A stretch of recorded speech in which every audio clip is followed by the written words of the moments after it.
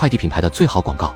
前世的段浩波正是因为拉不来强力资本，资源耗尽，最终惨淡收场。今生是否还会继续前世的轨迹，就得看他的选择了。我拿出伊人如雪10%的股份给庞俊被拒，段浩波欲拉我入股快递业，我却告诉他我保留兴趣。回到家后，我拿出电话给李长风打了过去。叶哥，长风，我打算开一家投资公司，有兴趣吗？叶哥，你这怎么想起开投资公司了？当下这个时代已经临近革新的峰值了，随着 5G 的冒头以及芯片的高速发展，不出意外的话，科技时代将会全面降临。4G 时代的出现，衍生了多少现在1000亿市值的企业众所周知，在这里头赚的醉盘满钵满的，莫过于对那些企业起步之初进行风投的资本。如今 5G 开始冒头，这也意味着比 4G 更加疯狂的时代即将拉开序幕，而我想成为这个时代最大的赢家。我能做什么？腾龙地产让纪委去坐镇，腾龙影业让景山去坐镇，而这家投资公司我打算让你去主持。听叶哥你的。那行，既然这样，那就把景山纪委给叫上，回头到南国山庄碰头谈一下公司成立的相关事宜，马上着手创办，尽早把公司开起来。好的。长风，你的叶哥这是又要成立投资公司，他打算拉你入股？对，你答应了？我没有拒绝的理由。你就这么相信他？没错，表姐夫，不瞒你说，这半年的时间里，我和景山跟着叶哥，在没赌上全部身家的情况下，各自赚了小100亿。你说啥？100亿？没错。接着，李长风把我们做空四海集团，薅亨达羊毛，抄底斯特拉，倒卖国际原油，帮张景山化解桃花劫，帮自己化解车祸，帮张兴国化解豆腐渣工程等他知道的事全部说了出来。只听得叶成英目瞪口呆，这也太他娘的邪乎了。没错，事实就是如此，这些都是我亲身经历的，哪怕再不科学，再匪夷所思，再天方夜谭也罢，这都是事实所在。这也是我为什么说，只要你能跟他建立交情，日后你一定会感谢我的原因。就凭他在看相算命这些数学上的造诣，他招或许真能给你或者你们老叶家带来挽救于水火中的天大帮助，也是很有可能的。那看来在他想开安保公司的问题上，我即便是不惜代价豁出去，都要往他身上压住一把才行了。次日，我和张景山接到叶成英的邀请，来到了鸿雁酒楼。传闻叶总在看相这方面有着非凡的造诣。叶大少，您还别不信，叶哥还真就有那种半仙神算之能，在这个问题上我绝对是有发言权的。我见证了叶哥多次的看相断言，结果没有任何一次是失算的。那不知叶总能否根据我的面相帮我断言几句？前世的叶家正是因为叶成英任职董事长的 TT 出行上市一事暴雷，让叶家遭受牵连，惨淡收场。算算时间也快了，如果能成功帮他化解此劫，那无疑是拉近了我和他之间的距离。叶大少，你确定真要让我帮你看相？你只管说就是。叶大少，你怕是快要犯劫了？什么玩意儿？我快要犯劫了？对，根据你的命宫来看，这个劫非同小可，一旦应了这个劫，余生怕是没有多少好光景了。你不仅自己不好过，还会牵连到父母兄弟姐妹，甚至是所有的近亲，他们会因你而饱遭牵连。叶总，听你这意思，我所犯的劫会连累整个叶家？不应该说连累，应该说拖垮。那叶哥，这该怎么破？敢问叶总，我犯的是什么劫？事业劫，叶大少将会栽在事业上。事业？没错，从叶大少的面相推算，这个劫是在过去的3年里，无形中已经埋下了雷，跟事业相关的雷。这个雷一旦爆，那劫就到了。叶总能算得详细一点吗？那叶大少能把这3年跟你相关的事业说一说吗？为了缩小范围，叶大少只管说那些参与在其中，但并非资深主导的事业就行，因为你的劫来自于央企。接着，叶成英把他近3年参与的事业全部说了出来。叶大少，就你说的这几个参股企业，哪几个在接下来会有大的动作？除了近期才持股的 TT 出行之外，其他企业并无什么大动作可言，所以叶总这意思是问题会出在 TT 出行上。叶大少，你说 TT 出行接下来会有大动作？虽然这些不该跟你说，但料想你也不敢坑我，我也不怕给你泄密。没错，近期 TT 出行将会赴美上市。叶大少，信我吗？就目前而言，我是信你的，要不然我也不会跟你说这么多。行，信我就行。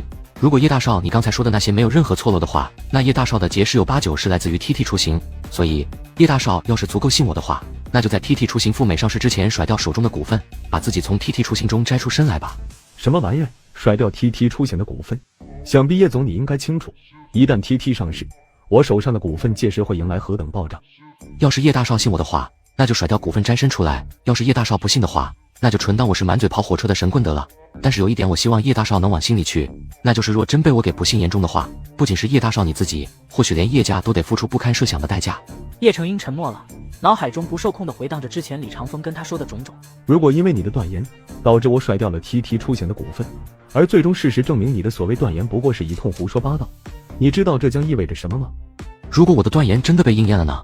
如果真应验了你说的那些，就你想开办安保公司这事儿，我叶成英豁出全部都会给你安排的妥妥的，不惜一切代价都会给你提供你想要的背景靠山。行，那我也索性破例跟叶大少赌一把，要是我断言错了，那么叶大少的所有损失我来承担，任由你开口。哈哈，行，有魄力，够自信，也不枉我花费时间跟你见了2次，那就到时见分晓了。饭后一走出餐厅，张景山再也忍不住问了起来：叶哥，TT 出行真的会出事，而且是在上市后出事？怎么着？叶哥，要是 TT 出行在上市后出现暴雷的话，那 TT 的股价暴跌对咱们来说岂不是一个机会？你小子在这方面的脑子倒是有够灵活的，准备钱吧，一个绝佳的做空机会即将到来。而另一边的叶成英回到家后，经过认真考虑，最终还是选择了相信我，因为他不敢拿叶家的未来去赌。次日，我接到了严怀礼的电话。严书记，还记得几个月前跟你在老书记家里头谈过关于珠江新城对岸新 CBD 规划的事吗？严书记，这事儿你说我能忘吗？我可是做梦都想着在那争取一块地皮打造办公大厦。我顶着各方面的压力帮你争取了下来，但流程还是得走，该给的钱还是得给。关于地皮的价值问题就不走竞拍程序了，根据相关部门在官方介入下的评估，这块土地面积近9万平方米，地块挂牌12.85亿。如果你能接受这个价格的话，那咱们这边就组建会谈小组，跟你进行规划方面的深入交流。一旦达成共识，符合相关标准，最迟2年之内动工，4年之内完成。听到这里，我内心激动不已。没问题，不管是钱还是时间方面都没问题。我可是顶着巨大的压力拍板，给你留出这一席之地的，你可千万别让我失望。从这块地皮开始，我严怀里就算是跟你挂钩了，你日后取得巨大成就的话，人们不会称赞我力排众议给你划地的事，但你要是搞砸了，我严怀里就得在风言风语中被戳脊梁骨。严书记肯定不辜负您的。不是不辜负我，是不要辜负江州，不要辜负岭南。你得记住，你是江州人，你是岭南人，你的企业是江州的企业，是岭南的企业。您放心。行了，情况我已经跟你说了，你看你什么时候方便，尽快把这事给敲定下来，免得节外生枝。随时方便。就这样，我的腾龙集团办公大楼选址落成，同时江州的标志性建筑也即将诞生。我成立投资公司让李长风坐镇，腾龙集团选址落成让我激动不已。接下来的3天里，我忙着与官方各种沟通交流以及方案洽谈规划等等，走完一系列的流程后，只差最后的获拍程序以及相关文件的署名。我与萧强来到国土资源交易中心，面对官方各部门领导和广大媒体记者，我必须拿出我的态度，因为我知道凭现在的伊人儒学远不足以在时代之城的 CBD 区域中占有一席之地，同时也给力排众议让我入主时代之城 CBD 的严怀里一个交代。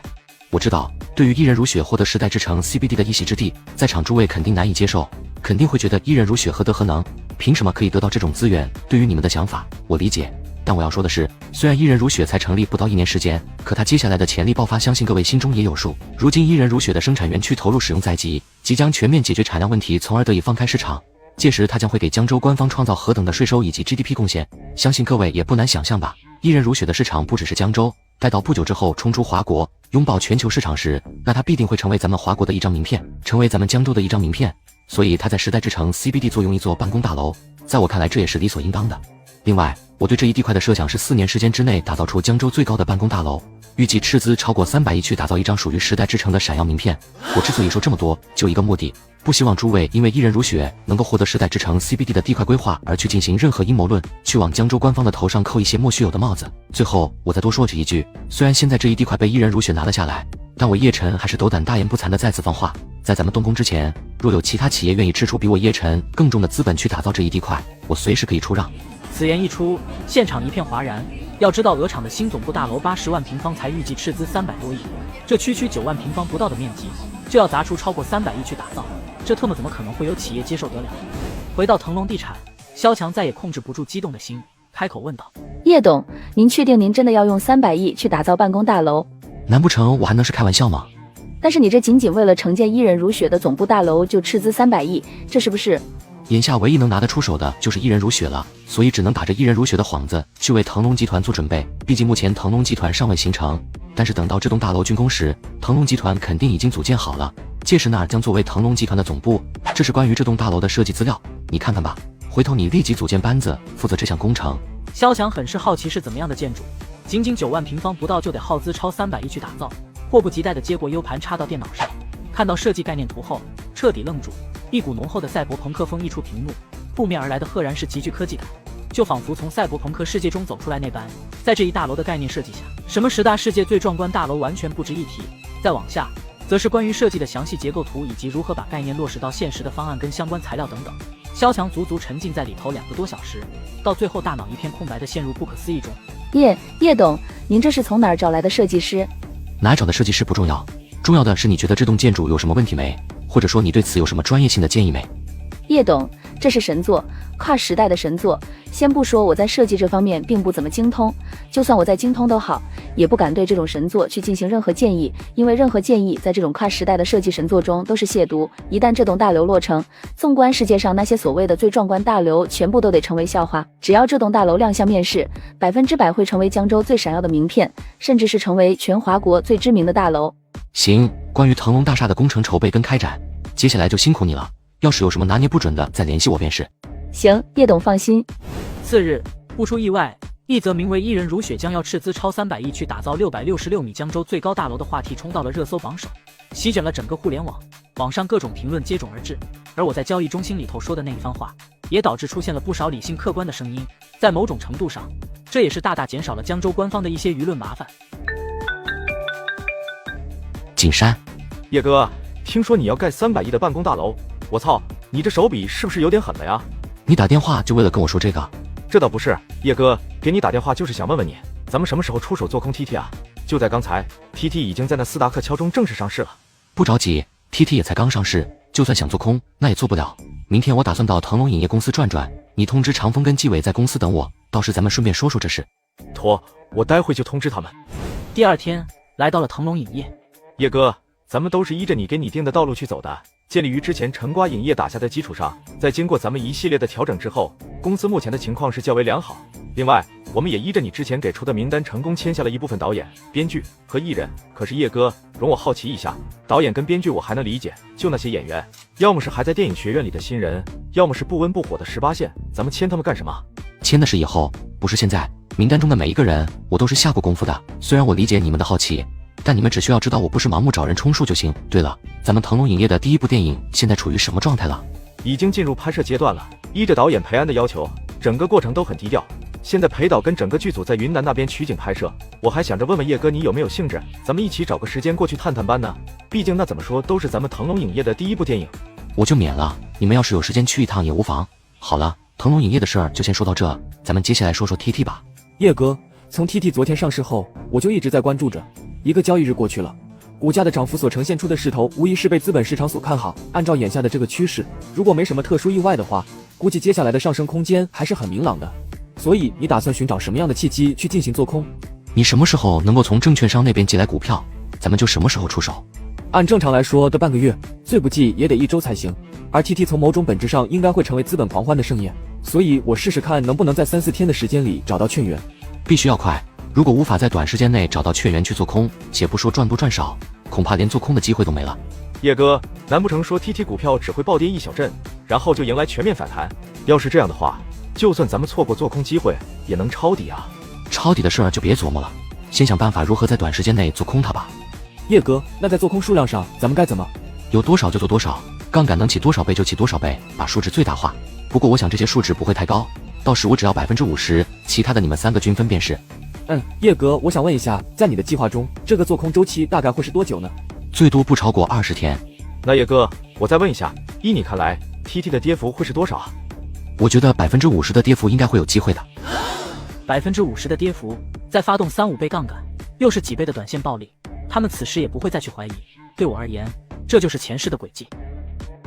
我扬言打造华国第一高楼，惊呆众人。TT 赴美上市，我们计划做空它的股票。叶哥，有结果了。我综合算了下，咱们大概能在券商那借到40几亿美元的 TT 股票，换算回人民币300亿的样子。杠杆的话，能做到3倍。不过有一点，对方要求的保证金比例有些大，而且在强制平仓这个问题上不给任何余地。换而言之，如果 TT 不跌的话，只要涨幅超过保证金的临界点，立马进行强制平仓。没问题。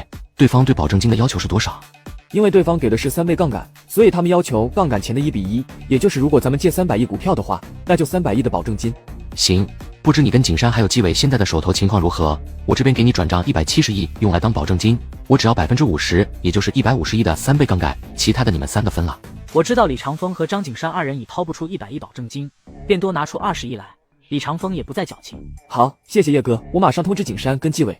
挂了电话，叶成英走了进来。长风，今天是 TT 上市的第3天了 ，TT 的股价从14美元涨到了接近18美元。我知道，可你那位叶哥说的情况似乎并没有发生。我相信了他的话，赶在 TT 上市之前把手中的股份全都给抛了出去，并且火速抽身从 TT 董事局中撤了出来。但结果却是 TT 依旧欣欣向荣，股价连着涨了3天。当然，我不是来怪罪你的，毕竟这是我自己的决定，只是为了跟你说一声，你最好让那个暴发户和那个虎逼玩意日后见了我就绕道走，有多远滚多远，否则我真的保证不了能否控制得住自己的情绪。叶大少，别急着这么快就下定论。说完，李长风把收款短信翻了出来。就在刚刚，叶哥发起了做空 TT 股票的指令，300亿人民币的3倍杠杆，叶哥占一半，也就是150亿的3倍杠杆，由我去进行这波做空操作。这是叶哥刚转过来的170亿保证金，多的20亿，他是怕我跟景山的保证金不够，这也是他目前所能拿出来的全部身家。一旦 TT 股价继续暴涨，那叶哥跟我以及景山都得被打回解放前。你觉得叶哥他要是没有把握，会进行这种疯狂操作吗？一群疯子，希望你的叶哥真是半仙，希望真如他之所料。叶成英丢下这句话便转身离去。李长风拿起电话给张景山和赵继伟打了过去，接着把我们4人的300亿全部投入到做空 TT 雏形的3倍杠杆中。而另一边的叶成英回到叶家大院，几位叶家长辈脸色凝重。老爷子，各位叔伯，这是出什么事了？你之前入主 TT 的董事会，并且在机器持股一定比例的事，是谁给你牵的线？这个重要吗？如果说这是一个坑，一个会殃及到整个叶家的坑，你说重要吗？什么？就在刚刚，上头针对 TT 赴美上市一事成立了调查工作组。TT 在赴美上市一事上，或许存在着泄露境内道路数据以及用户资料的行为，以此换得上市的审核筹码。上头对此事是一种震怒的态度，不出意外的话，很快就会下达相关文件以及通告了。听到父亲这话，叶成英脸色大变的呆在原地。成英啊，若不是你父亲跟我说，我现在都还被蒙在鼓里。TT 那是什么？那是由一个靠充当买办而立足于商界的家族所把持，里头的董事会成员过半都是外资。你作为叶家子嗣，从某种层面上，你代表的就是叶家，所以 TT 的局该是你入的吗？你怎么连这点觉悟都丢失了？眼下 TT 被上头挥刀，已是板上钉钉之事，而你作为 TT 的股东董事，你知道这意味着什么吗？原本盯着咱们叶家的人就不少，你说他们会放过这个机会吗？一旦上头工作组介入审查，你可知叶家会被扣上什么帽子吗？你又可知等着叶家的会是什么吗？虽然这是你的个人行为，但因为你的身份原因，使得性质已经变了，甚至是整个叶家都会被拉下水，整个叶家都得因你遭到无妄之灾。这代价极有可能是葬送了叶家这几十年来的努力，更是会因此一蹶不振，你知不知道？成英啊，你是真的辜负老爷子以及叔伯长辈们对你寄予的厚望了呀！此事一出，你这是要成为叶家的罪人啊！方才大脑陷入一片空白的叶成英终于回过神来。神了，神了，他真的神了！混账东西，你在嘀咕什么？如果我说我在 TT 上市之前就抛掉了 TT 的股份，并且脱离 TT 董事会，与之划清界限了呢？什么？你说的是真的？真的，满打满算我从持股 TT 到抽身离场不到1个月，而且我退出时 TT 也还没完成上市。你是提前察觉到 TT 存在着敏感问题了？不是，你们听说过叶城吗？疑人如雪的老总，之前跟鹅厂打官司闹得沸沸扬扬，前几天还放话要在江州盖666米办公大楼的那个。没错，就是他。这跟他有什么关系？如果我说我之所以抛掉 TT 股份以及退出 TT 董事会这事，是听信他的神机妙算，你们信吗？神机妙算，你继续。接着，叶成英把事情的来龙去脉都给说了出来，包括跟李长风之间的种种。不过关于安保公司的事暂时没说。还有这等神人，简直不可思议。对，我也觉得不可思议，可我最后还是选择了相信他。我叶成英现在欠他一个天大的人情了。不是你欠了他一个天大人情，而是叶家欠他一个天大人情。等 TT 事件过去后，如果叶家真能置身事外安然无恙的话，成英你把他给找过来，我亲自跟他聊聊。老爷子，其实他也有事需要咱们叶家帮他一把。哦，什么事？接着，叶成英把我想开一家性质有些敏感的安保公司的事说了出来。他疯了吗？这哪是安保公司，这简直就是奔着打到黑水公司去的，在神州大地上，这就是在玩火。他的安保公司唯一的敏感点就是公司成员全都由部队退役的精锐人员组成罢了。只要能给那家安保公司套上一重军方背景的身份，那就能解决性质敏感的问题了。成英啊，你说的是不是过于轻巧了？这事儿没这么简单罢了。一切等 TT 这场风波过去后，你找他过来跟我面对面聊过再说吧。你现在要做的是，一旦工作组介入调查，你第一时间主动去配合工作组的工作，把对叶家的影响降到最小。好的，老爷子。次日一早，我来到了乾隆游戏公司，因为米哈游旗下的魔神已开始公测，手游界的天花板即将诞生，我必须要赶在鹅厂之前完成对米哈游的收购，否则届时它将会成为我的劲敌。叶总，你就这么看好魔神？魔神跟轮回不同类型，不至于冲击到咱们吧？或许对咱们不会形成威胁性的冲击，但根据我的预判跟感觉，这将会是一款吊打出轮回之外的手游。这一点，我猜鹅厂那边肯定也知道，恐怕他们会不惜代价的对米哈游进行战略性收购，以此来抗衡咱们的轮回。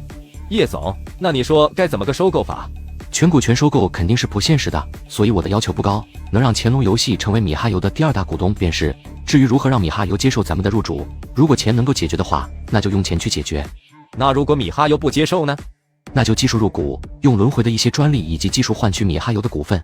他们要是想走得更远，版本的进阶更新就少不了要跟轮回进行一些合作。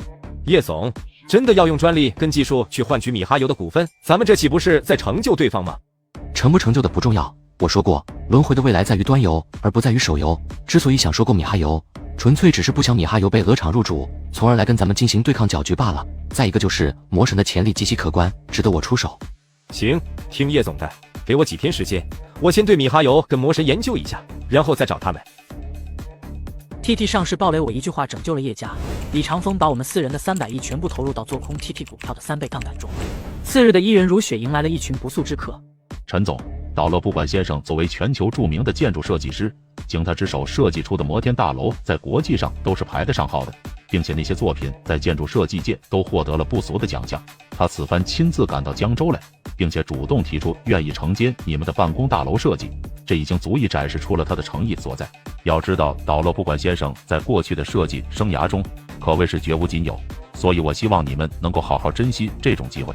面对国际友人，陈一诺还是礼貌地回答道：岛乐不管先生，很感谢你的到来，但是抱歉，关于咱们的办公大楼已经有设计方案了，并且被确定了。什么东西？这才几天你们就设计出来了？你是在开玩笑吗？还是随便找的不入流设计师？就算你们真的有设计方案了，可是相对于岛乐不管先生操刀设计出来的作品，那也绝对是垃圾。哦，有设计方案了，是谁给你们设计的？像这种办公大楼的设计，没有几个月是难以完成的。而你们拿下时代之城 CBD 的地块还没有多久吧？当然了，这些不重要，即使你们有了设计方案都不重要。难道你们就不想多几个选择吗？择优而求吗？岛乐不管先生，真的抱歉，在已经敲定好了设计方案情况下，我们这边已经不打算再考虑去更换了。说你们是暴发户，你们还真是暴发户。你知道坐在你面前的是谁吗？你知道你们华国有多少企业想请他出手都请不到吗？现在岛乐不管先生千里迢迢亲自登门，那是给足了你们面子跟诚意，是你们的荣幸。你居然还说不考虑？我想我该考虑的是让你自己滚蛋，还是我让保安过来帮你们滚？老叶，你怎么来了？你就是叶晨叶先生。对，我是叶晨。叶先生，自我介绍下，我是……不用介绍了。首先，就像我妻子说的那样，关于办公大楼的设计方案已经确定下来了。现在的设计方案已经足够完美，甚至是我并不认为岛乐不管先生能超越我们现有的设计方案。其次，我相信我们华国人有能力设计出时代之城的闪耀名片。同时，我希望全世界只要一提到腾龙大厦，第一时间想到的就是出自于华国人自己的设计，也让全世界看看属于我们华国人自己的神作。看来内地的暴发户之所以一直扮演国际笑话的角色，并不是没有原因的。我再说一次，你是自己滚蛋，还是我让保安过来帮你们滚？是。李飞，以后不管是风吹就骗，还是日子狗腿来了，一律轰走。好的，叶总。哎，你说这叫啥事？这已经是今天的第好几波了。正常，主要是斥资超300亿这个数额对那些所谓的国际知名大师来说太有诱惑力了，再著名的设计师都好，都抗拒不了这种名利双收的诱惑。以后再有这种情况，直接打发走就是了。行，你今天怎么突然跑过来了？闲着无聊，过来转悠转悠。对了，生产园区的事儿怎样了？该准备的都准备好了。老叶，你看咱们的新园区什么时候投入生产？那就定到15天后吧。那你要不要邀请张老爷子和严书记过来剪彩？应该的，我马上给他们打电话。时间来到了 TT 上市的第4天 ，TT 股价涨到了18.04美元，比入手时上涨了0.63美元。李长风3人焦急地看着股价走势，不敢松懈。喂，李少，你这波做空稳了，上头突然对 TT 出手了，几道安全阀直接砸到了 TT 的头上，网安办直击发出网络安全审查的通告，并且即时起停止 GT 新用户的注册。什么？这 TT 是悄悄咪咪赴美上市的，属于先斩后奏。在上市之前没有任何媒体宣传，甚至是连新闻发布会都没有发起过。更要命的是 ，TT 正式向老美证券委员会申请上市美股那一天，就是咱们官方通过数据安全法把数据安全奠定为官方基本安全法的那天。这简直是明目张胆的撕破了脸。TT 这波作死会不会在国内遭到灭顶之灾，我不知道，但股市崩盘绝对跑不了的。官方接下来必定还有大动作，相信这回 TT 的事儿印上热搜了。李少，你可以去看看。好。挂了电话，李长风迅速打开热搜，不出所料，几条关于 TT 上市的话题冲上了热搜榜首。李长风激动地待在原地。长风，怎么了 ？TT 做了大死，官方正式对他挥刀出手了。啥玩意？官方朝 TT 挥刀了？我靠，中了！这他妈哪还是哥？这他妈是神，夜神啊！看 TT 股价开始跌了。而另一边的我根本没去关心 TT 股票的事，拨通了前世稳坐猎头行业头把交椅正行的电话。您好，哪位？我叶晨，伊人如雪的创始人叶晨，叶总。没错，是我。叶总，您找我是？你一个开猎头公司的，你说我找你干什么？那肯定是想请郑总你这边帮我挖个人。叶总，你想挖什么人？目前在江南影视集团当总经理的于守成。叶总，斗胆问一下，你这是想给江湖火锅寻找高级管理者吗？没错，待会你给我提供个邮箱，我给你发一份相关的材料过去。叶总，请恕我直言，如果你是想给江湖火锅寻找高级管理者的话，我觉得有不少比于守成更合适的人选。我不知你是否了解，现在的江南影视集团可是连年亏损，而于守成作为江南影视集团的重要管理者，他都是难辞其咎的。郑总，你是对于守成的能力持有怀疑态度吗？叶总，咱们暂且跳过这个问题。虽然我知道以我的身份说这种话着实很草率，甚至是有失职业素养，但面对叶总你，我并不想以那种常规的方式去对待。如果叶总想给江湖火锅寻找高级管理者，咱们天行猎头公司可以给叶总找到更好、更适合的。毕竟还是那句话，在江南餐饮集团中，于守成可以说是碌碌无为的。所以从专业角度上出发，哪怕我还没对于守成下过功夫去进行研究分析及追踪，但凭我的经验，我并不觉得于守成能成为江湖火锅的合适人选。如果叶总相信我的话，愿意委托咱们天行猎头的话，我保证绝对会给叶总找来最合适的人。郑总，能解释解释那句为什么是因为面对我，所以你才说出这般有失职业素养的话吗？不怕叶总你笑话，对于叶总你能主动找上我，我正行无疑是受宠若惊。但我知道凭现在的我，难得有机会跟叶总搭上线，所以我想趁这个机会抱住叶总你的大腿。毕竟我相信叶总日后对尖端型人才的需求量肯定很大，不是吗？因此，哪怕清楚有失职业素养，我都想用这种方式去建立自己在叶总心目中的好感度，从而得以把叶总这个大客户牢牢给稳住。呵呵，你说话倒是实诚，但你就不怕于守成实则是一颗蒙尘明珠吗？就不担心因为你那先入为主的所谓经验，导致我错失了一员良将吗？言归正传吧，郑总，你不是想跟我建立合作关系吗？给你个机会，只要你把于守成给我挖到江湖火锅来，以后你们天行猎头就是我叶晨旗下企业的优先合作伙伴。所以这一次挖角于守成，就当是考究你们天行猎头的业务能力了。好的，谢谢叶总。前世的江湖火锅自从于守成加入后，便一发不可收拾的以鲸吞之势一路高歌，把海边捞踹下了龙头宝座，让江湖火锅称霸整个行业。只是此时的他正怀才不遇的在江南影视集团背着黑锅。倒了不管先生上门求合作，我直接让他滚蛋。TT 作死被官方挥刀，导致股票下跌。与此同时，林天南也开始了他的作死之路。林少，您说什么？下药？对，给李元哥下药，然后拍下他跟我的视频，这样我看他就不就范，我看他还要不要拒绝成为我林天南的女人。那他要是不呢？那就让全世界好好认识，好好欣赏李家的天之娇女。不过这个可能性不高，就算他李元哥不要面子，李家还是要面子的。那林少，您就没考虑过您自己？您要是真这么做了，被你们林家发现了，您怎么办？反正我在他们眼里就是个祸害，也不差这一次。不是有句话说吗？舍得一身剐，敢把皇帝拉下马。我有什么可怕的？我就不信林家还能狠下心来亲手把我给送进去。魏三，你是在怕吗？林少，我真的怕李家人会把我给活剥了。别怕，他们活剥不了你。等这事一成，我肯定给你记一大功，以后对你有求必应，满足你的一切请求。你不是做梦都想你爸跟我爹结交吗？等这事一成，我保证绝对帮他牵线，绝对让他成为我爹身边的红人。林少，我能拒绝吗？拒绝？你是在跟我开玩笑吗？我的计划你都已经知道了，你说你能拒绝吗？林少，那你刚才说的那些要帮我爸的那些可是当真？我林天南何时忽悠过你？那林少，您想让我怎么做？我要是知道怎么做，还犯得上找你吗？找你就是让你给我想办法，让你帮我计划安排。我需要点时间。行。林天南抬头看了看魏浩存身后的女子，颇有几分姿色，说道：魏三，这位之前怎么没见过？林少，就是我女朋友。哦，女朋友啊，魏三跟她分了吧？林少，你什么意思？因为他听到了咱们刚才的谈话，他要是把那些扬出去的话，你说会是什么后果？林少，不会的，不会的，我什么都不会说的。林少，我保证他半个字都不会泄露出去。如果真泄露出去的话，我愿意承担所有后果。操，你保证有个屁用，你又能承担个锤子。那林少，您的意思是？很简单，让他陪陪我，完事我再拍点视频啥的。他要是把咱俩说的话泄露出去，就把视频发给他的家人亲戚朋友，又或者是发到网上去，只有这样才能保证他不会多嘴。林少，她可是我女朋友。魏三啊，不就是一个女人吗？咱们得以大局为重。再者说了，她又不是你媳妇、女朋友而已，随时随地都可以换的，你就当是跟她分手了。浩存，不要不要。魏三啊，想想你爸，想想你们老魏家，因为一个女人跟我撕破脸，你说你至于吗？值得吗？魏浩存死死咬着牙，不敢吭声。林天南见他久久不作声，直接拉着女子离开。不要不要，浩存，救我救我！任由女子怎么叫喊，背过身的魏浩存始终鼓不起那勇气，仇恨的怒火最终还是被他给压了下来。林天南，我与你不共戴天。而此时的燕京林家有线索了，你找到线索了？虽然您没交代，但这是我一直都放在心上。我四处找人调查跟当年那位保姆相关的人，功夫不负有心人。虽然当年那保姆跟他儿子都不在人世了，万幸的是跟那保姆儿子一起的那个女人还活着。依着这条线索，我找到了那个女人，我让人拿了10万块摆在她的面前，她最终说出了她所知道的情况。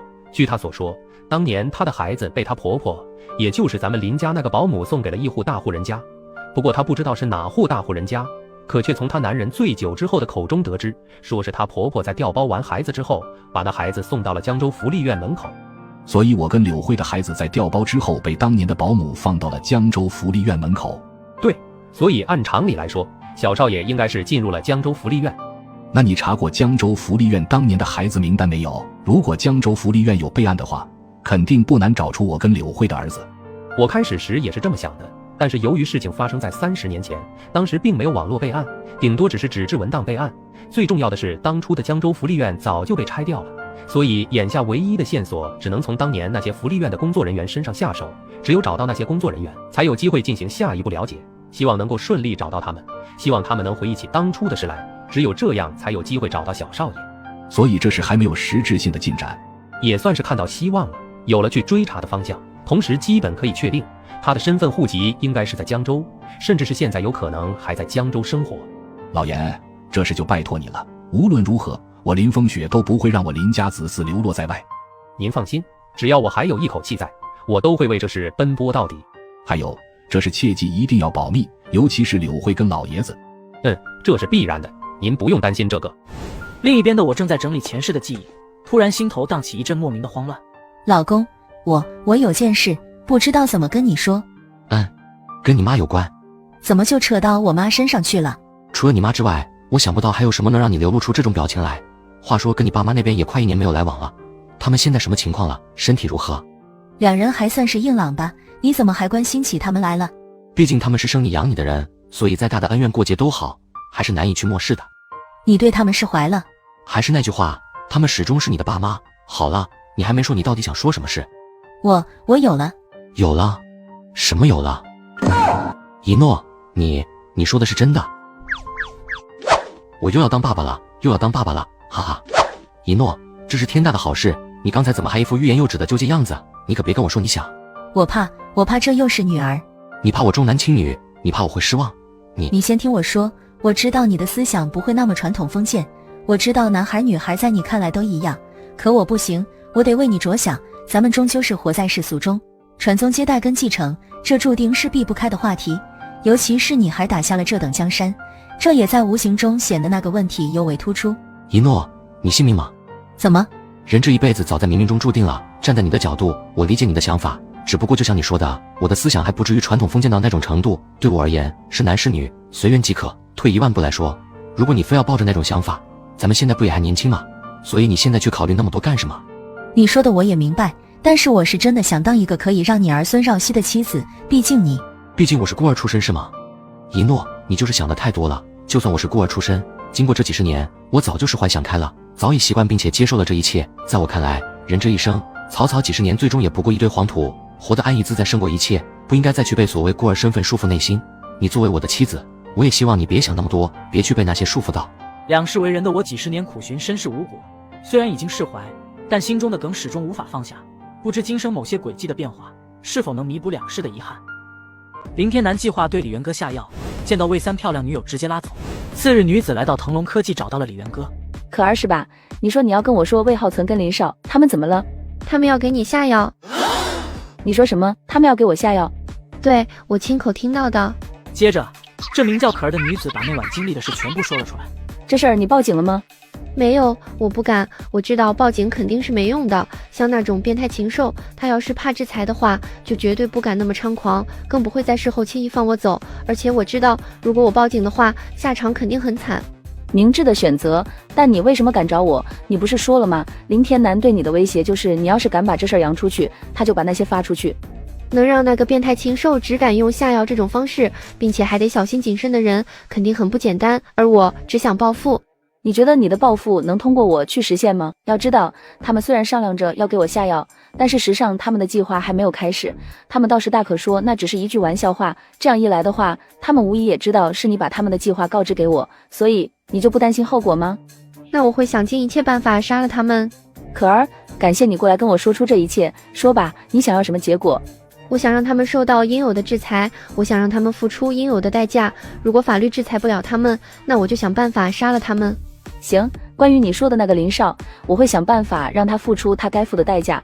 但是魏浩存，恐怕我帮不了你，毕竟他没有参与到林少的那个行动中。我明白，谢谢。别干傻事。了解到情况后的李元歌直接来到了林家，把可儿说的事全盘说了出来。什么？你说的是真的？林爷爷，你觉得我会在这种事上跟你们开玩笑吗？畜生，这个畜生，他这是要把林家作死才罢休啊！给那个畜生打电话，让他马上回来。老爷子，我这就打。小严，给警方打电话，通知他们待会过来。是，林老。元哥啊，你不是说她是魏浩存的女朋友吗？天南他怎么还……柳阿姨，我理解您的心情，但您对林天南的了解可能还有所欠缺。这么说吧，就没有什么是他不敢干的事。这些年来被他祸害过的女孩已经不计其数，别说那女孩只是魏浩存的女友，即便那女孩是魏浩存的老婆都好，只要被他给盯上，怕是都跑不了。畜生，这个杀千刀的畜生，我怎么就生了这么个丧尽天良的孽畜啊？元哥，你跟我说说，那个女孩她想要什么结果？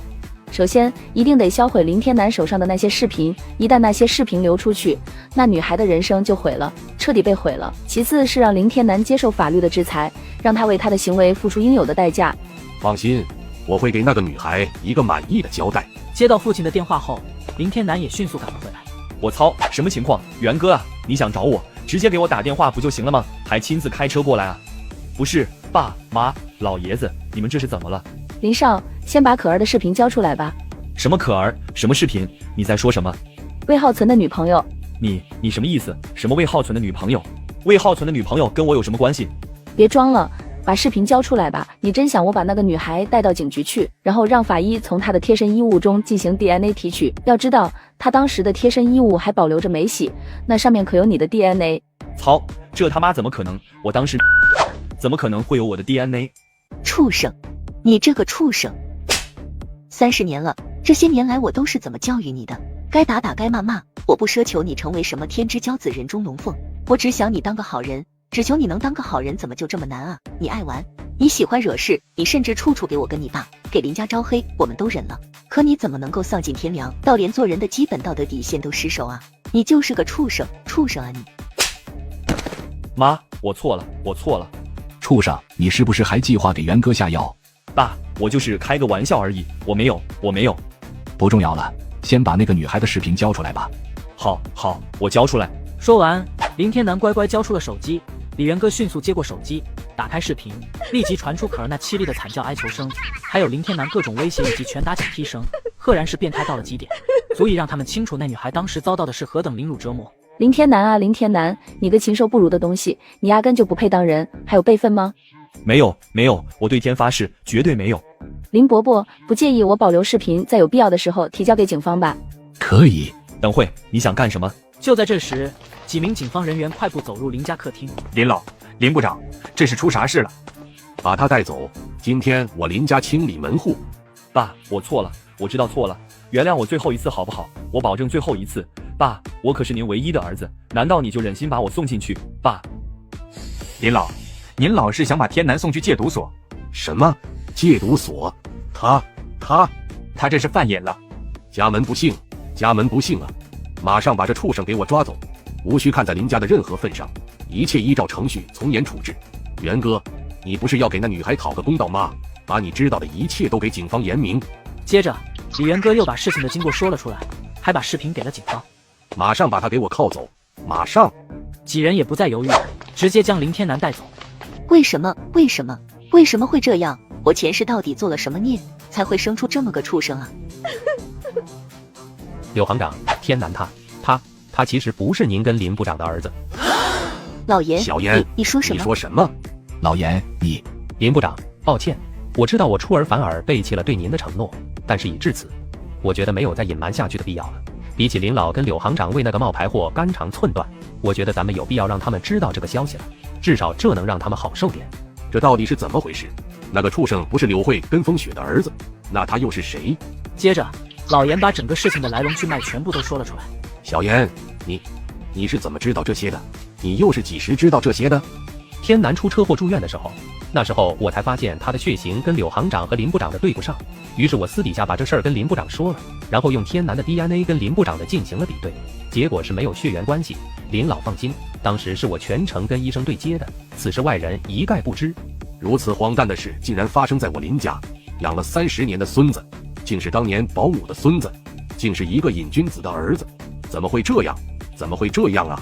林老，柳行长，我知道这对你们来说是一个天大的打击，但事已至此，这对咱们林家而言又何尝不是一个好的结果呢？至少说明了满门人杰的林家血脉中没有那种畜生禽兽。那我的儿子呢？我的儿子在哪？他现在在哪？老严一直在查，不过因为种种原因，目前只能查到咱们的儿子当年被那个保姆放在了江州福利院门口。小严，你是怎么个查法的？林老，我之前担心会引起不必要的麻烦，而且那时候正值林部长升迁的重要阶段，所以都是托人在暗中查访的。暗中查访？30年前的事，岂是暗中查访就能水落石出的？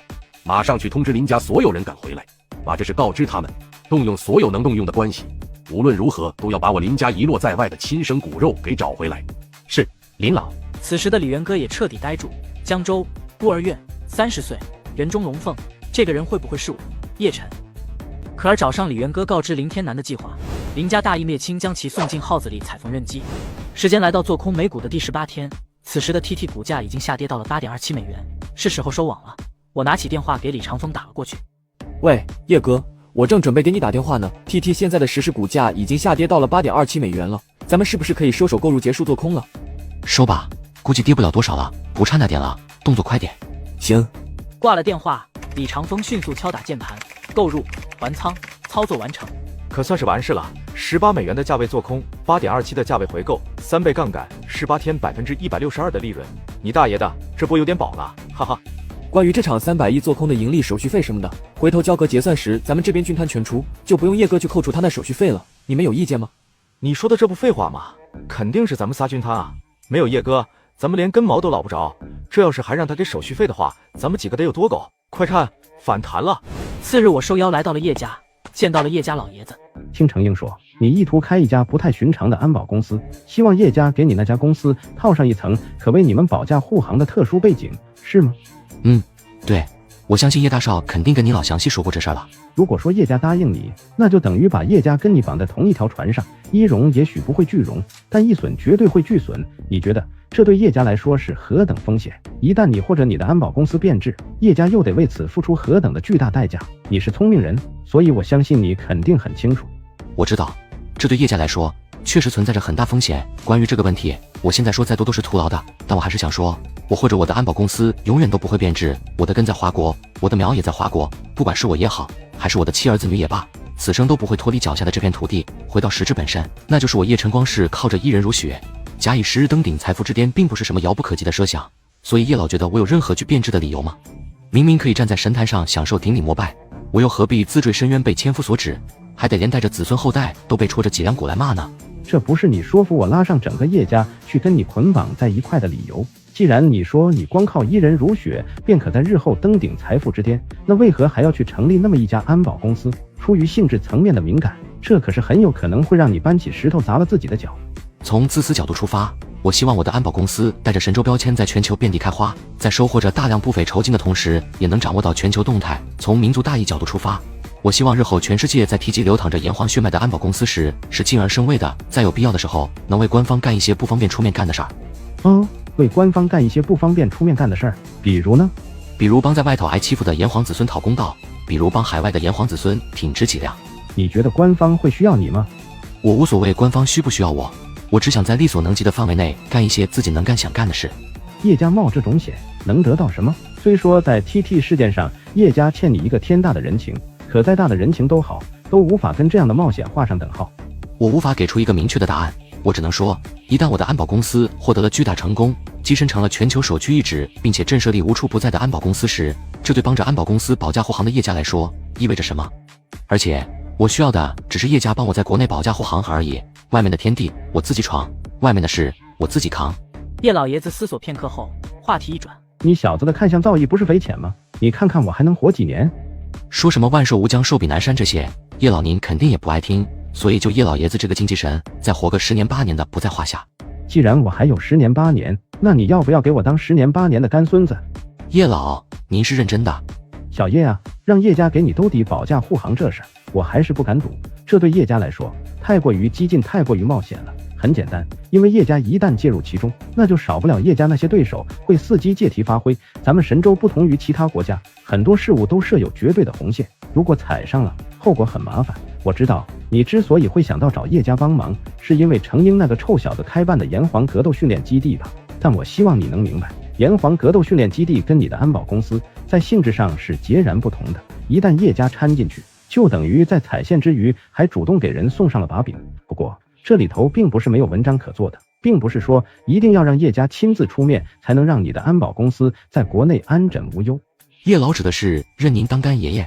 对，只要你成了我的干孙子，这个消息传出去，只要你守住必要的底线，我想那些部门自然会在掂量中睁只眼闭只眼的，所有人都会认为你的背后是我，是叶家在撑着，效果是一样的。一旦真的出了什么幺蛾子，我叶家同样也可以全身而退，毕竟叶家自始至终都没干过什么，我只是认你当干孙子而已，不是吗？叶老，您是因为 TT 事件你们叶家欠我的人情才做出的这个选择吗？重要吗？重要。如果是因为人情的话，我觉得没必要，大不了安保公司一事就暂且搁置，大不了就打造成一个普通的寻常安保公司，或者是迁往境外，在境外发展即可。小兔崽子，你是太小瞧我了，我叶家是欠你个天大的人情不假，可这也不足以让我叶敬宁主动提出认你当干孙子，毕竟报答的方式有很多种，远不需要用这种方式，所以做个决定吧。叶老，我敬重您，能得到您这种认可，我是打心眼的受宠若惊。可是在我的认知中，爷俩关系应该是纯粹的，而不是我为了达到某种目的才去认您当干爷爷。这样一来性质就变了，也许在您老看来这没什么，但在我这儿心里头会有结。想不到我叶敬宁主动提出给一个小辈当干爷爷，竟然还被拒绝，小子，你让我好生没有面子啊！叶老，能给您当干孙子，这绝对是我的无上荣幸。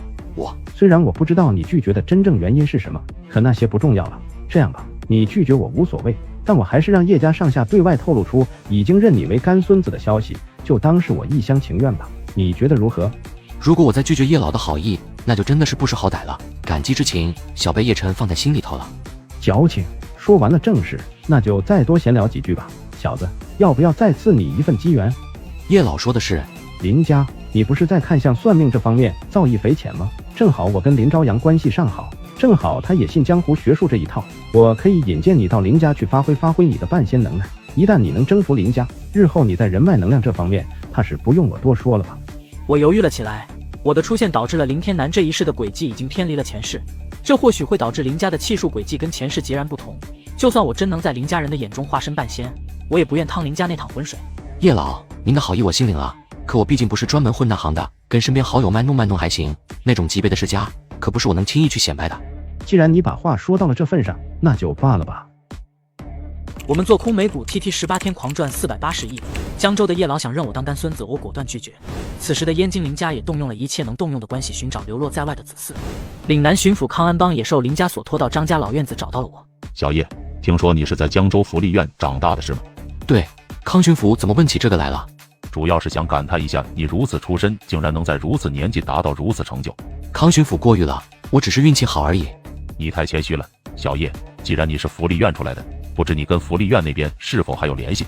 没什么联系了，我9岁那年就离开的孤儿院，之后虽然回去过几次，可没几年孤儿院就被拆了，就再也没去过了。能问问你当年是怎么进的孤儿院吗？进孤儿院的不都是被遗弃的吗？要么是被命运给遗弃，要么是被爹妈给遗弃，只不过在那个年代中，或许都是出于苦衷迫不得已吧。那过去跟你一起生活的那些孩子，他们现如今的归宿如何？你跟他们还有联系吗？不清楚，虽然同在一个孤儿院长大的，可因为性格的原因，我跟他们不太合得来，我喜欢独来独往，所以跟他们之间不是很熟。再加上我9岁那年就离开了孤儿院，跟他们也没有来往了。就没有任何可以被你视为朋友的小伙伴们？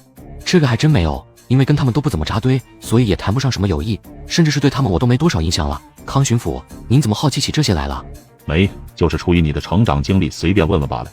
康巡抚，别看这小子挺非凡的，可在交朋结友这方面，据我所知可是没多少热情的。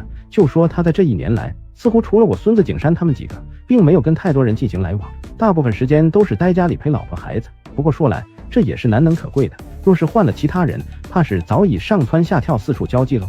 像你这般年纪能有如此心性，确实难得。对了，听怀里同志说你还有一身看相造诣，虽说我个人并不怎么信这些，但是这种江湖术学既然能在神州大地传承几千年，想必也不是没有可信度的。所以你能不能也帮我看个相？康巡抚，通过咱们之间的这番交流接触，我知道您不是那种喜欢听谗言马屁的人。对，所以千万别给我拍马屁，否则只会降低我对你的好感，你直言不讳即可。那如果我说您日后会登顶紫金庙堂之巅，您信吗？你知道你在说什么吗？是康巡抚您让我直言不讳的。小子，这些话在这说说也就罢了，可千万别传到外面去，到时不管是你是我，都得惹上一身骚。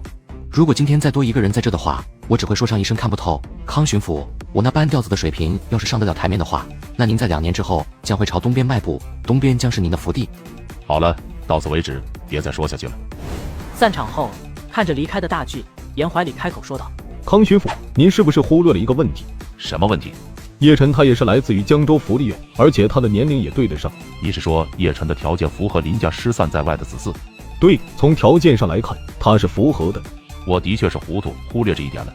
不过仅凭这2个条件，只能把他圈定在有可能的行列中而已，并不适合马上就通知林家。现在的当务之急还得是去找到当初那些职工，通过他们来列出一份符合条件的名单，到时再把那份名单交给林家，由他们去着手筛查确定。此时燕京的李元哥打通了李长风的电话。姐，这么晚了是有啥事吗？林天南被抓这事你听说了吗？听说了，据说是老林家亲自让人逮捕的他，而且当时你也在林家是吗？姐，这到底咋回事？你怎么会出现在林家？正好又碰上林家报警抓那个疯子，可别真跟传闻中说的一样，说林天南被抓一事是跟你有关吧？没错，这事的确是跟我有关。接着，李元哥把事情的来龙去脉全部给说了出来。我去他娘的仙人祖宗！林天南跟魏三真是这么计划的？怎么说话的你？谁允许你说脏话了？行了，你也用不着这么生气，毕竟这不也没发生吗？真要发生了，我不亲自宰了那2个王八蛋，我就不配姓李。好了，这事也算是告一段落了。不出意外的话，等着林天南的刑期不会低于10年。不低于10年，老林家这是铁了心要清理林天南这厮祸害。林老当着我的面扬言要依法从严处置，以林老一向说一不二的作风，恐怕这个结果是没有悬念了。另外，林天南实际上并不是林家子嗣。什么？林天南不是林家子嗣？没错，柳行长30年前请的保姆上演了一出狸猫换太子。当时因为林风雪林部长要上党校，而柳行长因为产后虚弱要进行疗养，这就给了当年那个保姆有机可乘的空间，把他刚出生的孙子跟林部长柳行长的亲生骨肉进行了调包互换。这也太狗血了吧！姐，你是怎么知道这些的？当时我在场，并且私底下林夕也跟我说了这事。目前知道这事儿的人很少，林家的态度是如果可以就尽量别弄得满城风雨，毕竟一旦这件事扬出去，造成的影响是极其巨大的。而林夕之所以找上我，是希望我能找你帮下忙。找我帮忙？这我能帮上什么忙？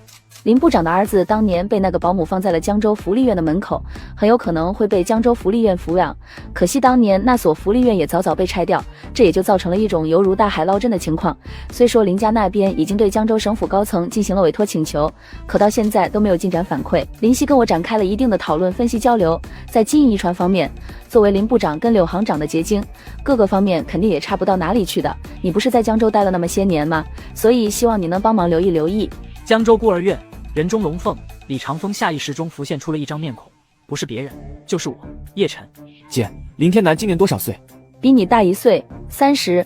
30？我今年不也是30吗？李长风顿时呆住，这会是巧合吗？你怎么了？没怎么，我回头就根据你提供的信息留意一下，打听一下。好，有一点切记，别张扬出去，就算帮不到林家，也不能因为好心就给人添乱。我知道。还有，其实林夕真的挺不错的。姐，不说了，先挂了。挂断李元哥的电话，李长风陷入了沉思。如果我真是林家子嗣，凭我那变态的商业嗅觉，凭着林家那显赫的家世背景，那将意味着什么？叶哥，会是你吗？小舅子拒绝再当舔狗当场悔婚，为了给他撑场面，我拿出电话给张景山打了过去。很快，一阵阵超跑轰鸣的声浪传到了酒店门口，众人顿时惊呆。叶哥，嫂子。叶哥，嫂子。张总、李总，麻烦你们了。此时的众人一脸的不幸，只要是江州人都知道来的这些人都是江州出了名的富二代，没想到我就一个电话便能把这些人叫来。叶哥，嫂子，我自作主张让我旗下公司那些能唱会跳流良好的主播往这边赶了，一会儿就到，来助兴。叶哥，嫂子，正好有几个歌手来江州参加商演，我跟他们的公司有点关系，所以也顺便让他们过来一趟，唱几首歌，活跃气氛。有心啊，谢谢。叶哥，你要是这么说话，咱们就不爱听了。你的事就是咱们的事儿，你的小舅子那也是咱们的老弟啊。张景山看了看陈一浩，继续说道：“你是嫂子的弟弟吧？你们不是需要车队吗？”叶哥说了，这次你们只是见面宴，所以咱们就将就点，等你结婚的时候说一声，保证让你成为江州最帅最拉风的那个。说着便把车钥匙扔了过去。陈一浩接过钥匙猛了：“我不敢开。”拿着开去吧，没事。这么好的车，万一磕着碰着了，呵呵。磕着碰着就磕着碰着呗，又不是什么事儿。车子这玩意儿就是开来玩的，还拿来当宝贝啊？尽管开，没事儿。去，好。说完，正准备向跑车走去，王倩开口说道：“一浩，我错了，对不起，原谅我的任性，我保证以后不会了，好不好？”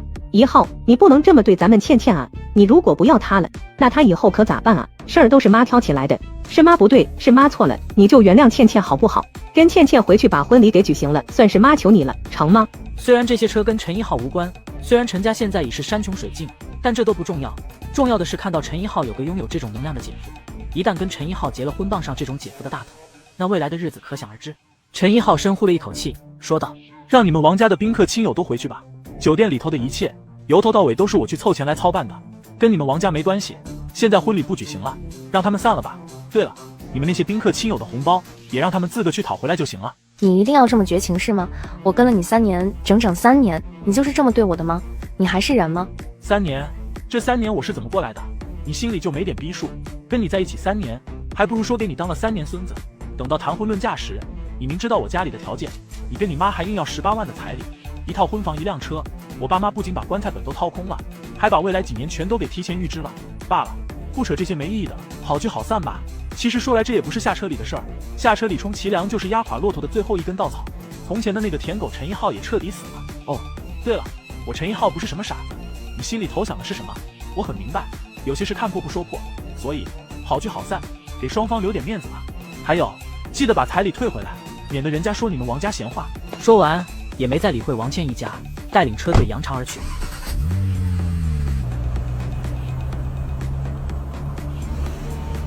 看着离去的车队，丈母娘也回过神来，知道我出息了。女婿啊！一诺、长风、景山，我们进去吧。说完，我便向酒店走了去。宴后，宾客散去。今天的事谢谢你了。怎么，叫一声姐夫这么困难吗？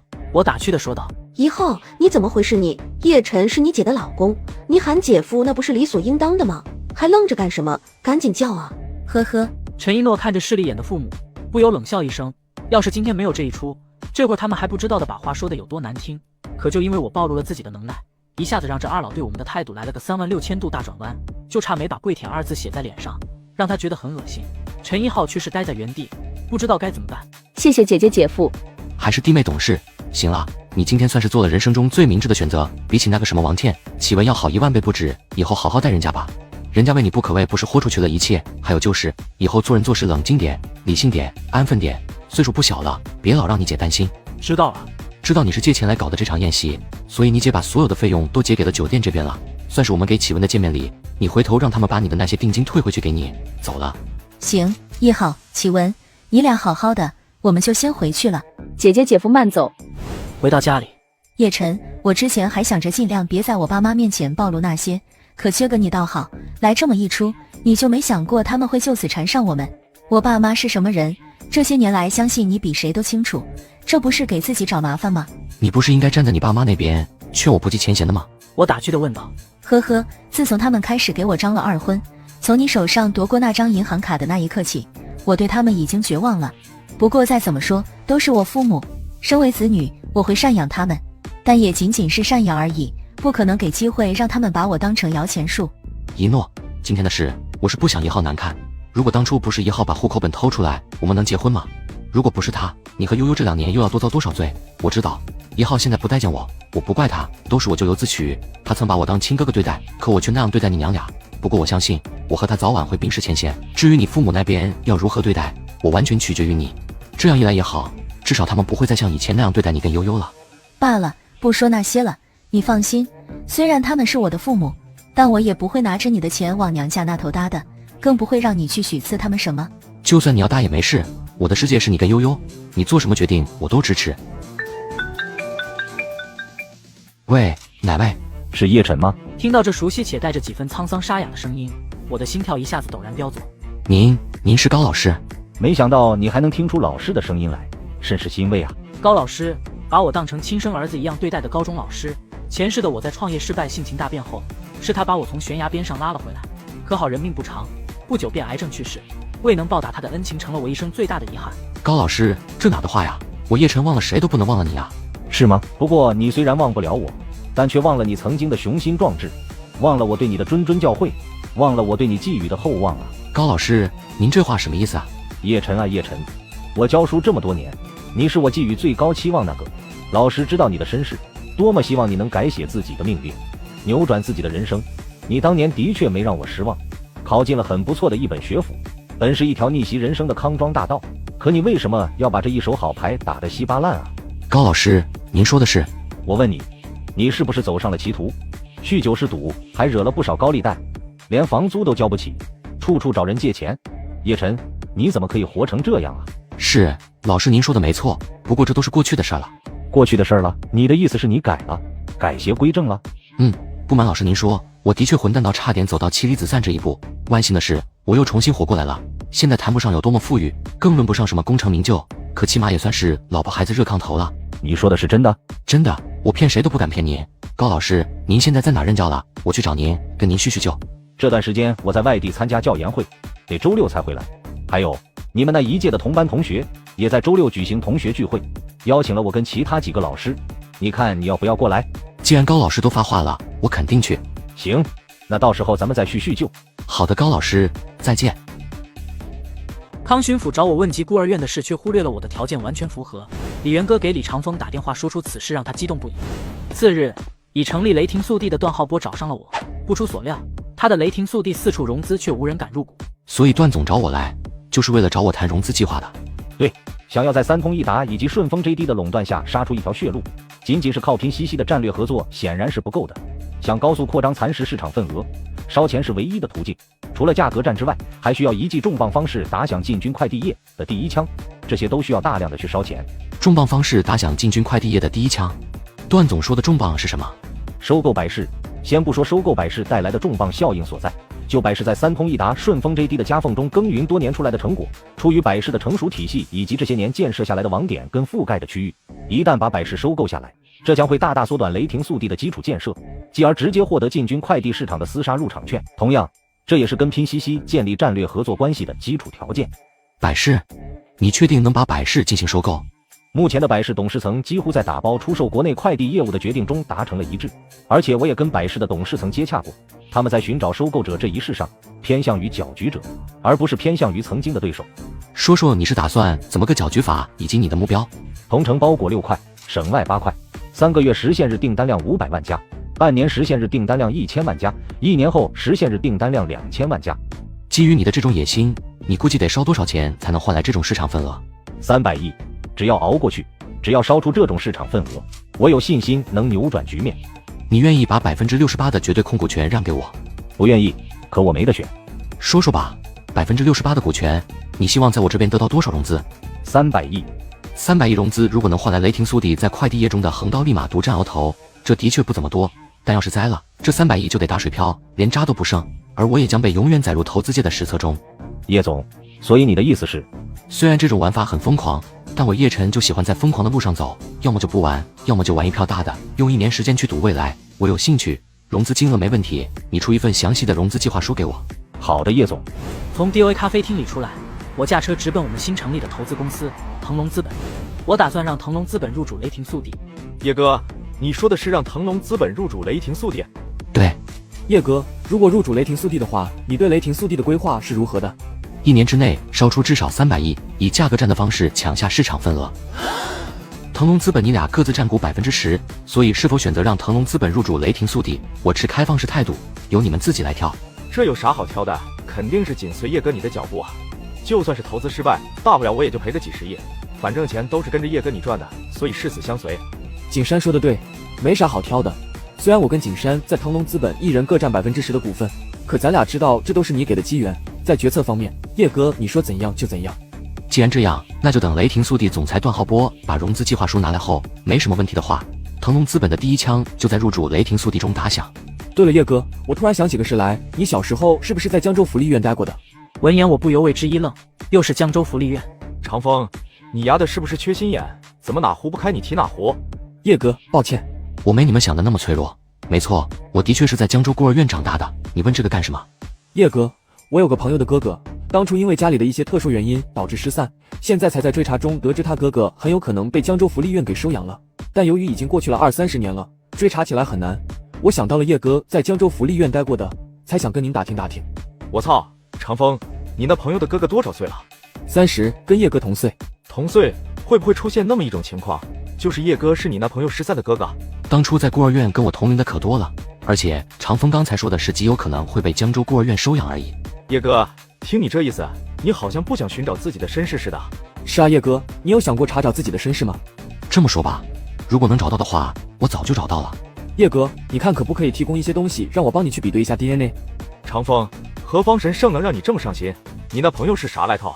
我也挺好奇你那朋友是什么来头。既然你怀疑我的身世跟你那朋友有关，那你最起码得让我知道他们是何方神圣吧。李长风想到老姐李元哥的再三叮嘱，考虑到林家的敏感性，一时间不知怎么回答。叶哥，就算是比对一下 DNA， 那也没有什么损失啊。万一真比对上了，那不成了天大的好事吗？的确是没什么损失，只不过我觉得大可不必罢了，因为那种双向失落感是难以形容的。叶哥，你之前就已经进行过 DNA 的比对了，不下于1-20次了吧？好了，这事就先到这吧，先从孤儿院其他人身上开始查吧，查不到的话再另说。那好吧。还有，丑话说在前头，别在不经我同意的情况下私下提取我的 DNA， 我会很反感很恼火的。叶哥放心，这肯定不能够。几天后，林家通过强大的人脉关系，顺利的找到了江州孤儿院符合条件的人员名单，也顺利的提取到了 DNA。小西，怎么样了？符合条件的总共49人，这里有42人的 DNA 检测结果都与3书3审的对不上，还有7人，4人现在在监狱里，2人下落不明。什么？那还有1人呢？还有1人就是叶晨。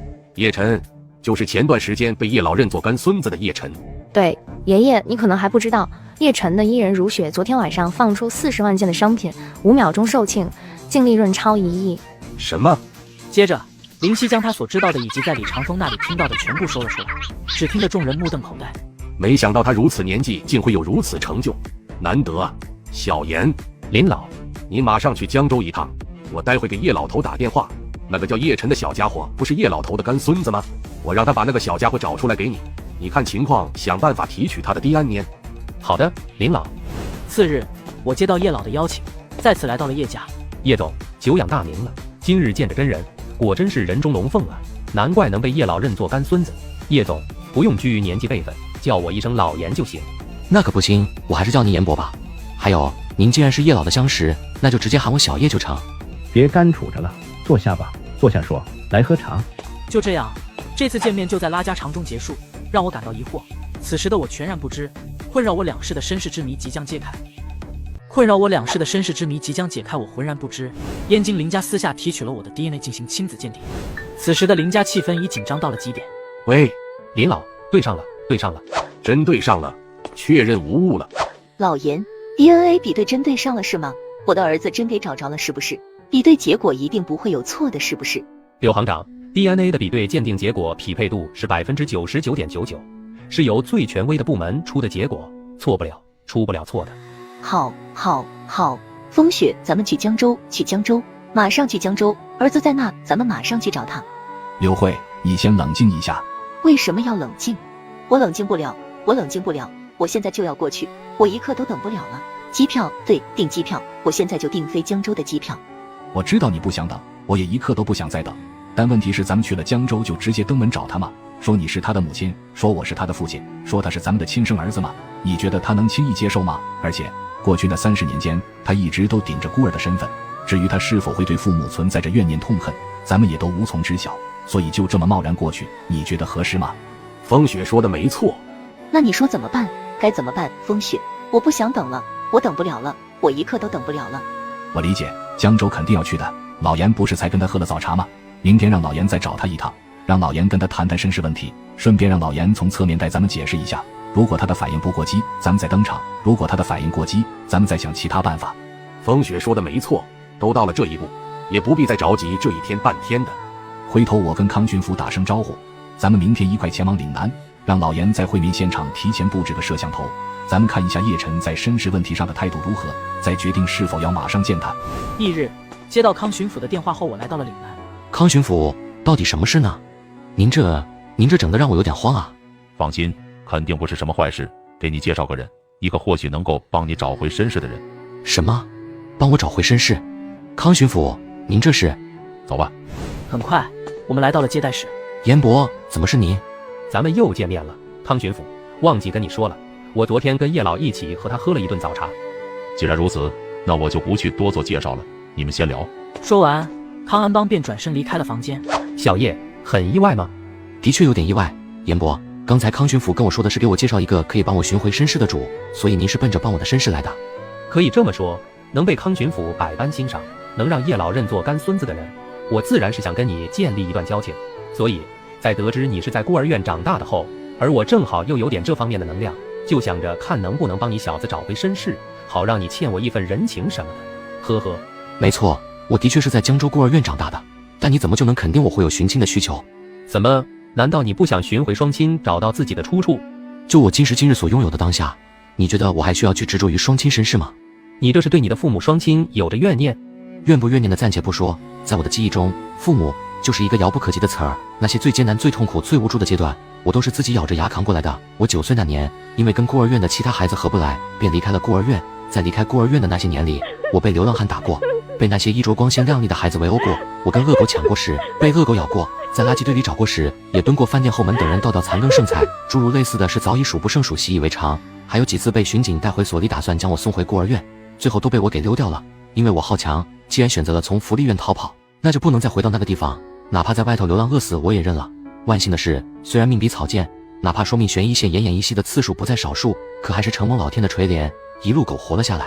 在那段岁月中，我是多么渴望能有一顿饱饭，能有一身暖衣，能有一处蜗居，哪怕再简陋都好，只要能有吃的穿得住的，能有一个家，我都觉得是莫大的幸福了。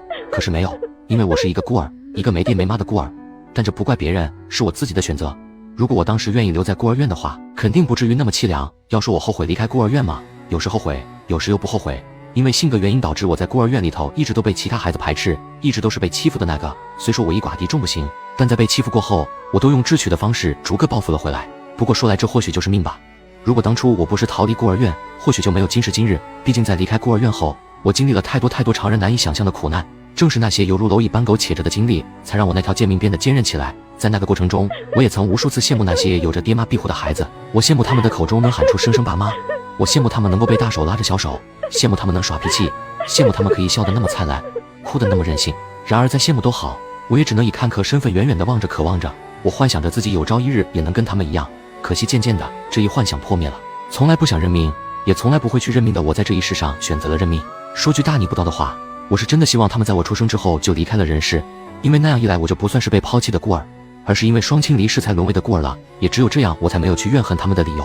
对不起，对不起，是妈对不起你，妈对不起你啊！早已把自己融入到林家的老严，在我的这些话下，也忍不住的红起了眼眶来。你哭了？年纪大了，变得感性了，让你见笑了。不得不承认，你过去那些年的坎坷苦难已经超乎常人想象。可你怎么就肯定你是被父母所抛弃的呢？或许情况不是你想的那样，或许是因为他们有苦衷，又或许只是一场意外呢？如果真是因为苦衷才不得已遗弃我的话，那么他们也早该把我找回来了，而这并不难。毕竟他们当年是把我放在孤儿院门口的，过去我会隔一段时间就回一趟孤儿院，打听一下相关的这些，可惜未曾有过与我相关的，这足以说明了很多。所谓的苦衷跟意外都是说不通的，解释不了的。说来你还是心存怨恨啊。也许以前有怨恨，但现在不至于去怨恨了。该遭的苦难一分不少的照单全收了，该经历的坎也都一个不落的给迈过了。时至今日，又还有什么可怨恨的？若说我心中还有执念的话，那也是想讨个明白，讨问一个为什么。好了，严伯，不说那些了。我知道您对我肯定是没有恶意的，所以我尊重您，才跟您说了这么多本不该说的。您不是说可以帮我寻回身世吗？现在咱们先把这个问题放在一边。我想问您，您是不是冲着江州孤儿院才找上的我？先是康巡抚之前对我的旁敲侧击，再是李长风帮他朋友寻亲打听当年的江州福利院，又是您找上我，声称想帮我寻回身世，以结一段香火情。但实际情况，怕不是帮着某位高权重的大人物在追查什么吧？没错，的确有位大人物的儿子在30年前因为被人调包，导致流落到了江州福利院，才有康巡抚对你的旁敲侧击，以及李家小子对你进行打听试探。被人调包流落到了江州福利院，你不相信我说的话？我相不相信暂时不重要，重要的是你觉得我是你口中那位大人物在30年前被人调包导致流落到江州孤儿院的儿子吗？在回答你这个问题之前，我再多问一次，你想不想找回自己的双亲，或是自己的身世？江州孤儿院跟我同岁的孩子不少，如果您真认为我会是您口中那位大人物的儿子，那就先对当初江州孤儿院的其他人进行 DNA 比对吧。如果比对不上的话，再找我，这也算是了却你们的一个心愿。30年前江州福利院那批符合情况的孩子有49个，除你和2个下落不明的之外，其余46个已经进行过 DNA 比对了，都匹配不上。什么？昨天让叶老约你出来喝茶，在你走后，我拿走了你喝过的茶杯以及你所抽过的烟头，而经过 DNA 的提取比对，匹配度是 99.99%。匹配度 99.99%， 我的大脑顿时宕机。前世几十年苦寻无果的身世之谜，竟是在重生的第2年间迎来了亲子鉴定匹配度为 99.99% 的结果告知。你想知道你的双亲是谁吗？又或者说你想见到他们吗？他们在哪？困扰我2世的身世之谜渐渐浮出水面，没想到我的父母竟是紫禁大拿林风雪夫妇。小陈，对不起，对不起，是妈对不起你，都是妈造的孽，才让你吃了这么多年的苦，受了这么多年的罪，妈对不住你，对不住你啊！你们确定没找错人？确定我就是你们的儿子？你严伯昨天已经提取你的 DNA 进行了比对，匹配度 99.99%。如果你怀疑，咱们可以再进行一次现场 DNA 比对。孩子，这些年来你受苦了。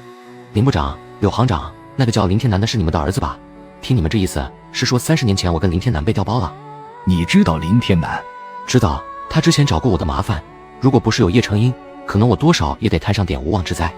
小陈，你听妈解释，不是你想的那样，你不是被咱们遗弃的。30年前我刚生下你，你爸由于要上党校没时间照顾咱们，而我因为产后疗养使得没能陪在你身边，结果被我找来的保姆把你跟他的孙子进行了调包。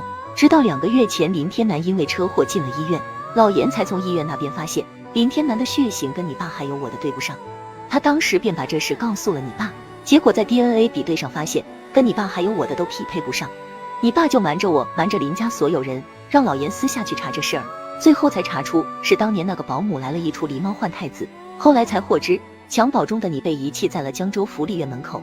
老爷子在得知此事后便扩散关系去追查这事，最后通过康巡抚从江州福利院当初的职工那边得到了一份收养婴儿的名单，层层比对下，最终才发现你就是咱们的儿子。孩子，你真不是被爸妈给遗弃的，真不是，你是爸妈的心头肉，爸妈怎么可能会舍弃你？都是妈不好，都是妈当年没能盯紧那个保姆，要不然也不至于让你受了这么多年的苦啊。小陈，老严跟你说的那些，还有你妈说的那些，你愿意去相信吗？我信，但我觉得还有必要再进行一次正式的 DNA 鉴定。好，我尊重你的选择。很快，我们在叶家老爷子的安排下来到了江州军区总医院，仅仅2个小时便拿到了鉴定结果。叶院长，结果怎样？DNA 亲子鉴定匹配度99.99%。小陈，林部长是你的亲生父亲，柳行长是你的亲生母亲，这是军区总医院，同时也是全国最权威之一的鉴定团队给出的结果。顷刻间，我的脑海中已是不受控地回忆起孤儿身份的孩童时期，回忆起那些悲惨的苦难经历遭遇。80年了，曾几何时，我无数次幻想过认亲的画面，却始终拼凑不出一个完整的家。现在突然揭开了所有谜团，以往的辛酸彻底的爆发，这也得到了我一直苦苦寻找的答案。我叶晨不是被遗弃的孤儿。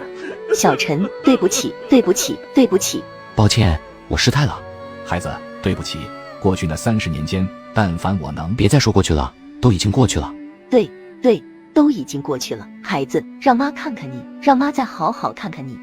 我下意识地想闪避，可最终还是按耐住了这股潜意识，尽情感受着这迟到了90年的母爱。小陈，能叫我一声妈吗？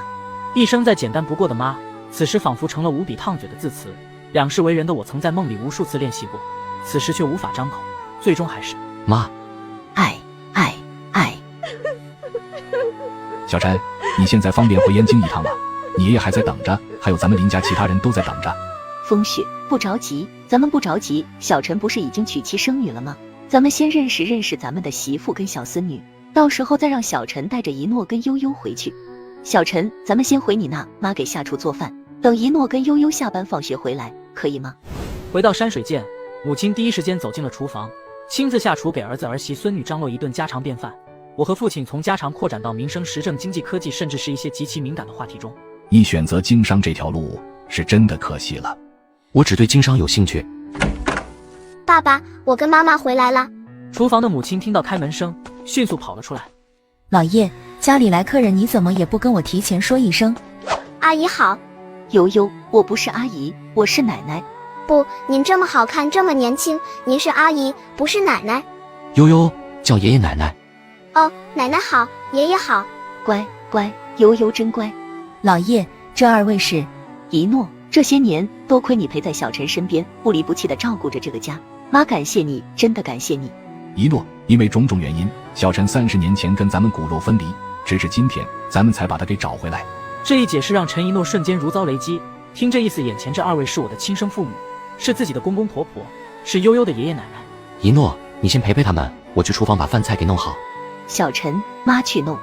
您陪悠悠玩会儿，厨房里头交给我就好了。